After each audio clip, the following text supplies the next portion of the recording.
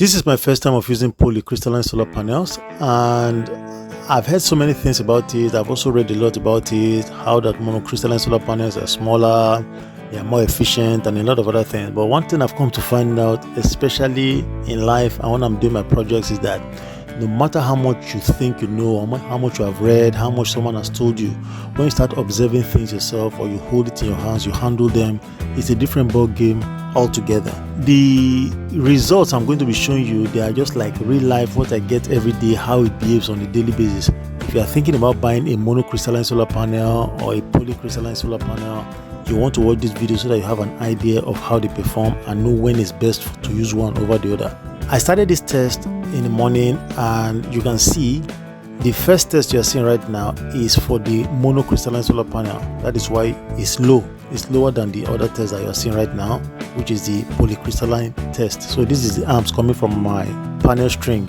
Originally, I don't know how it came to my mind because I've not used polycrystalline solar panel. Maybe I mixed things up. I was thinking that in the morning, mono is going to be better. Then when the sun intensity is very high, the poly performs best there. I didn't know that the reverse was the case. So we're going to find out today in today's video, and you see exactly what I'm talking about. So I just showed you the result I got. This is about 9 a.m. in the morning. You can see that the poly beats the monocrystalline string hands down. So this is just in the morning. I'm going to come back, and when I come back, we're going to see the results.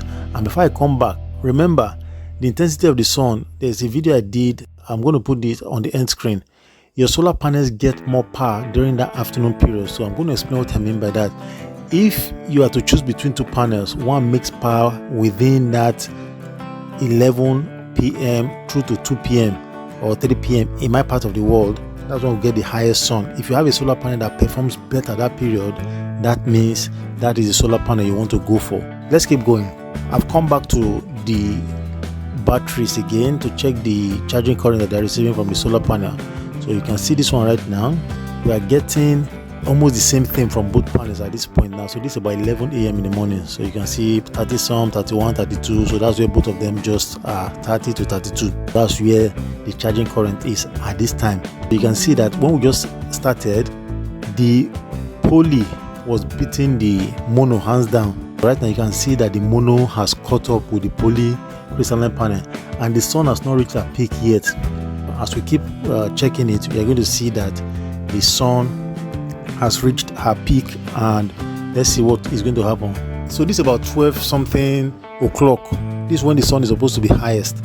So I came down, and you can see that I'm sure the polycrystalline panel, you can see the charging current I'm getting from the monocrystalline solar panel is about 51 amps, and when I checked the one coming from the poly, you can see that it's about 22. So I think it's getting to that point where it's overwhelmed by the temperature, so it needs to reset. I don't know, so if you know about how they operate, you can let me know.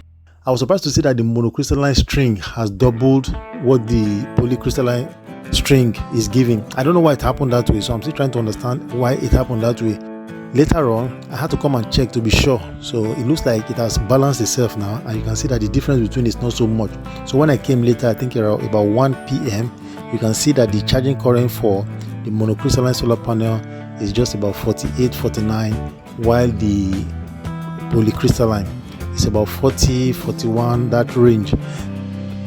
What that tells us is that when you need your solar panels to perform the most, it is your monocrystalline solar panels that deliver the most power. So back to what I was trying to explain earlier. You want to know what your weather looks like. In my country, we get the best sun during that 11 a.m. to around 3 p.m.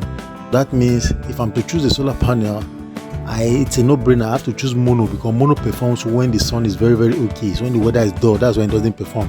For those who are in the contrary kind of weather, maybe winter, where the weather is dull for the most part, it's beginning to look like poly would be a better option for them. I don't know. So if you live in a winter zone, let me know which one performs better, because it was really interesting for me to see that poly in the morning, they were giving me so much power and everything.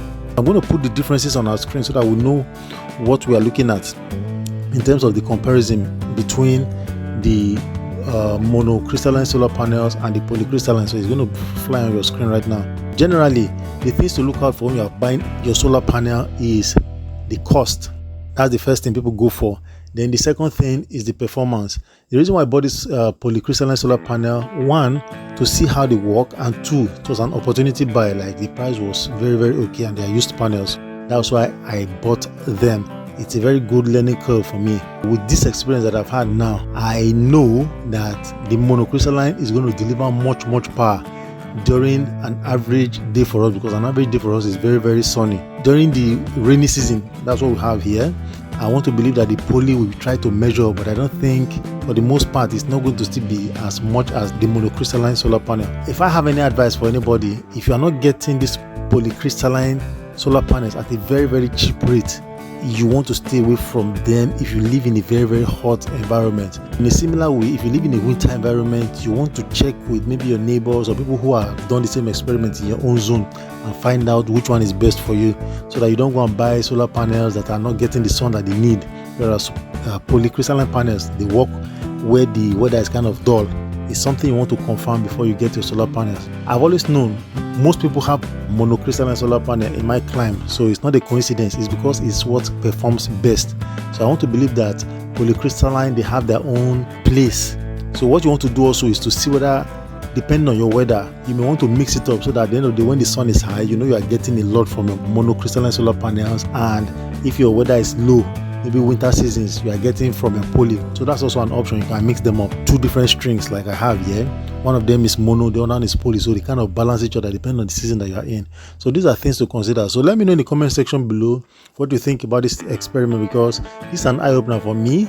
I don't think I want to buy polycrystalline solar panels again. First of all, the space that they use up, and the fact that they are not giving me the kind of power that my monocrystalline solar panel will give to me, it's making me have a change of mind in that regard. That's it. Then in future, I'm going to do a one-on-one test and see what we're going to get, maybe over a span of 1 day, 1 week, or even a month, so that we just know how they perform in real life situations.